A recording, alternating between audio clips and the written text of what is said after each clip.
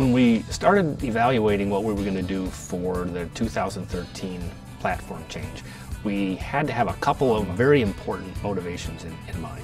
We didn't want to simply take the existing platform and adapt a new engine into it without first thinking about all the different alternatives we may have.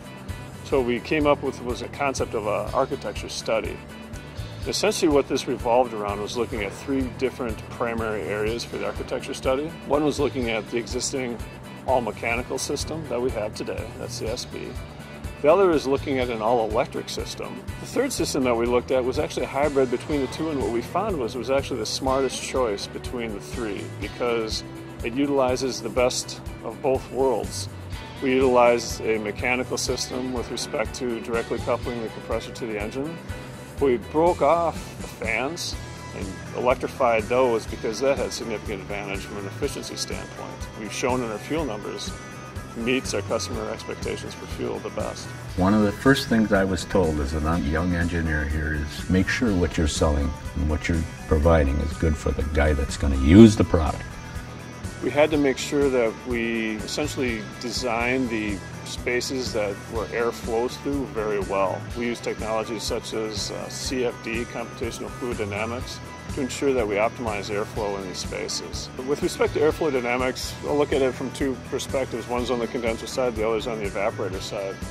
On the evaporator side, one thing that's new that we're offering is on this new platform is a high-speed airflow on the evaporator side at low engine speed. That's something that we cannot do today.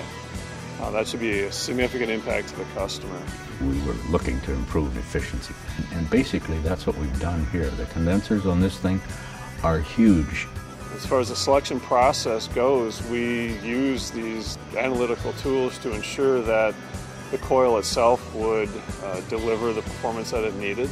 And again, the coil size is contributing to the fuel efficiency of the unit. And we worked with our third-party vendor in order to tailor the coil to our specific need. You'll notice that that coil actually has a curve to it in order to fit into our envelope. That curve actually represents greater surface area that we're able to utilize as opposed to a straight coil.